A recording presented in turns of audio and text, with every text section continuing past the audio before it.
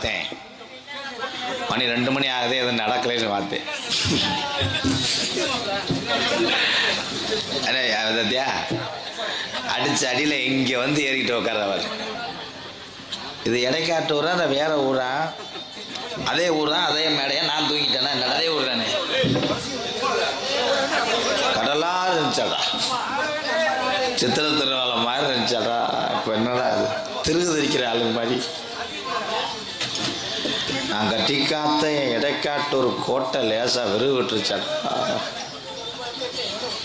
என் தம்பிகள்லாம் bike எடுத்துகிட்டு வந்தாங்க என்னைய பார்க்க. எத்தனை பேர் இருட்டில் பயந்துக்கிட்டு பஸ் ஸ்டாண்டில் படுக்கிறானோ, எத்தனை பேர்த்த விட்டுட்டு போனாங்களோ. என்னப்பா உனக்கு பிரச்சனை? என்னைய பொம்பளையாலெல்லாம் பார்க்கும்போது வேப்பமுத்து வியாபாரி மாதிரியே தெரியுது. நல்ல காசு.